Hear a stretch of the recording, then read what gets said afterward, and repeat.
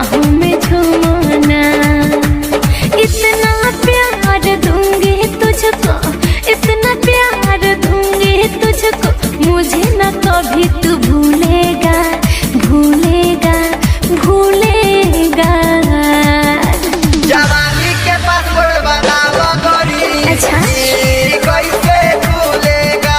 जवानी के पासवर्ड बता दो गोरी, कैसे भूलेगा। पागल मिलबू तब बुझाई।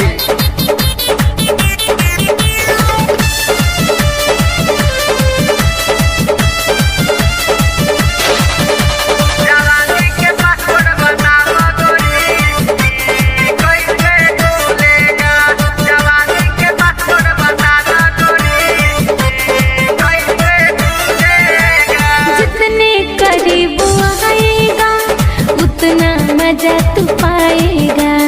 टच कर तुझे हमरा के पारा मोर चढ़ जाएगा। तो आओ ना, आओ तानी रुको। जितने करीब आएगा उतना मजा तू पाएगा।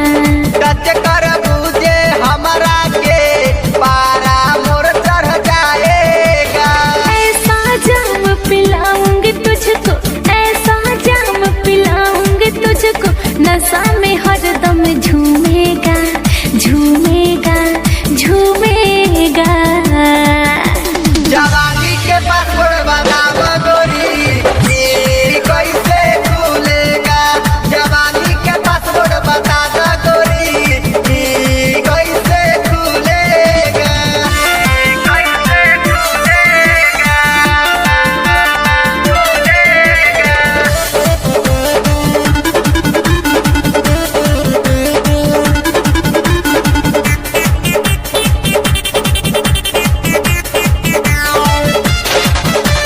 पहला पहला प्यार का पहला मुलाकात है। मोहित पुकार अभिजीत से डरने के न कोनो बात है। अच्छा जी, हाँ जी। पहला पहला प्यार का पहला मुलाकात है।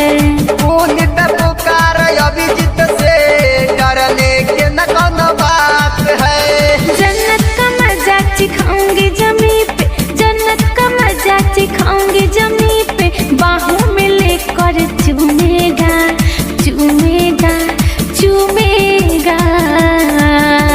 जवानी के पासवर्ड बनावा गोरी, कैसे भूलेगा।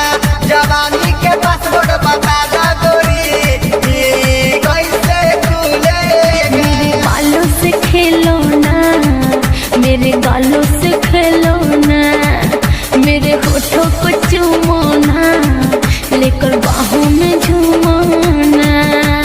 ओ हीरो सुना, मेरे बालों से खेलो ना, मेरे गालों से खेलो ना, मेरे होठों को चूमो ना, लेकर बाहों में झूमो ना।